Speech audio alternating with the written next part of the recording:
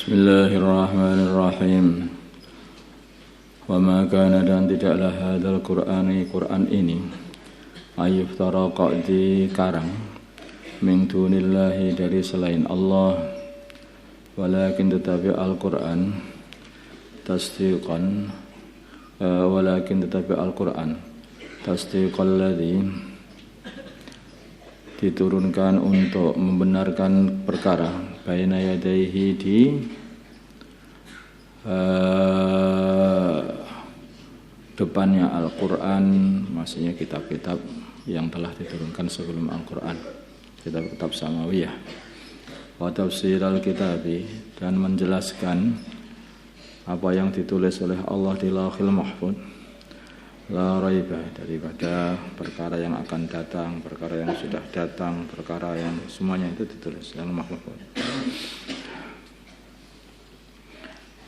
Apa yang datang, apa yang sudah ada, apa yang tidak akan ada, apa yang sedang ada di dunia dan di akhirat, semuanya diterangkan, semuanya dijelaskan dua dalam Al-Quran.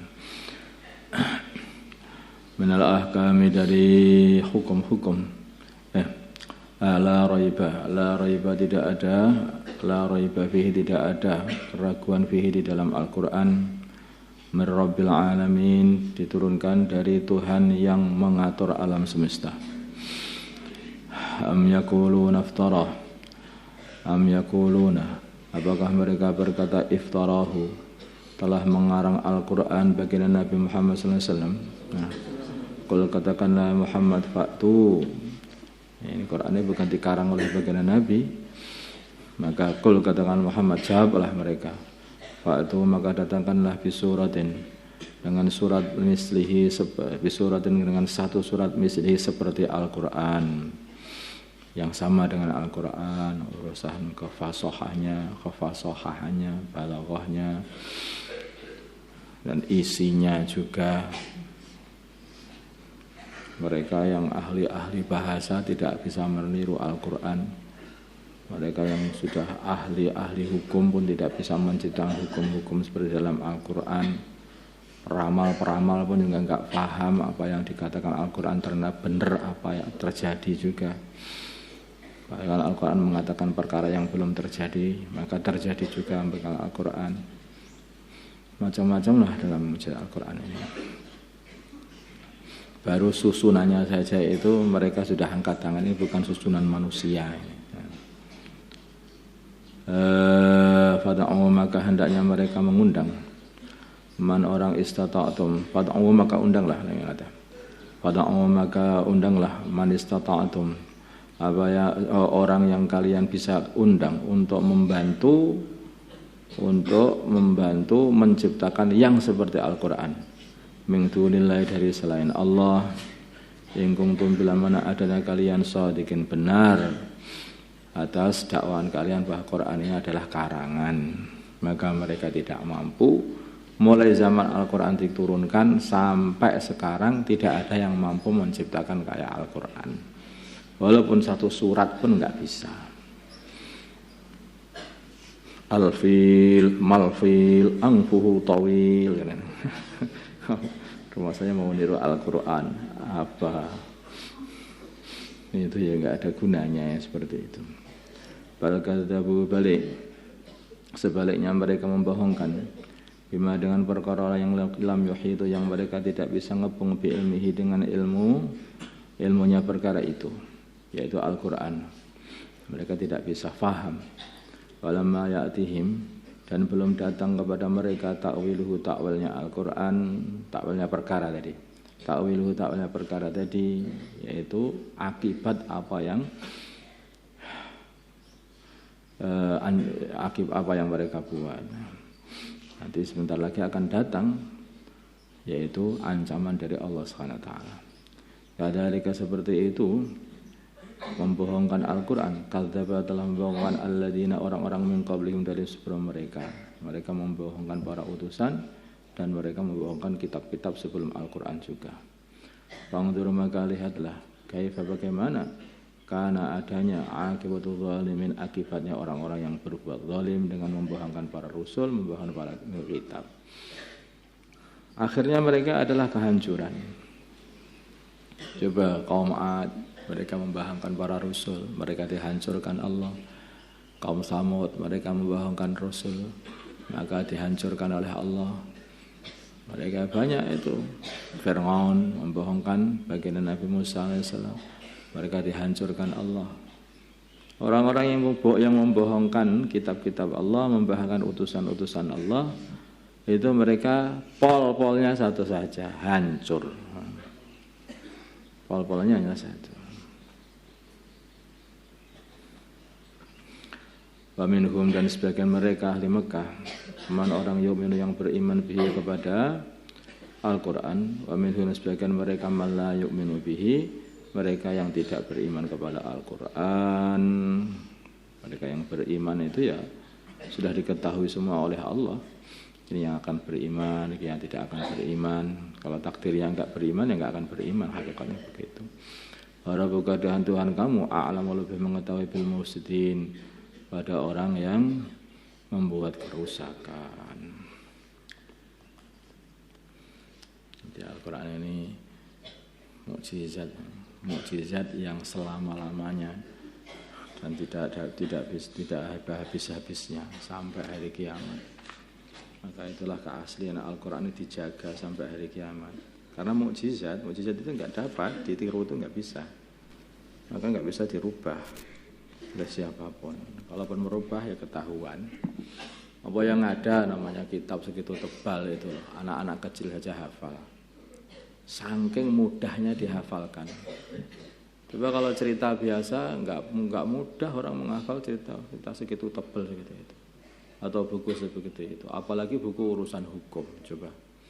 Di situ ada hukum, di situ ada cerita, di situ ada nasihat, di situ ada macam-macam sejarah, di situ ada dihafal begitu saja. Anak kecil pun bisa menghafal. Wa qad yassarnal Qur'an lidzikri fahal min muddakir itu.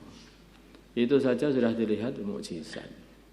Kalau kita membaca kitab ini, baca kitab bahasa Arab itu aja. Kalau kita nanti melewati ayat Al-Quran, walaupun kita nggak hafal Al-Quran, akan terasa, kok enak sekali dibaca ini. Ini apa ini? Nah ini mesti ini Al-Quran. Pernah ngerasa nggak? Mesti kamu tahu ini Al-Quran. Walaupun kamu nggak hafal Al-Quran, mesti tahu.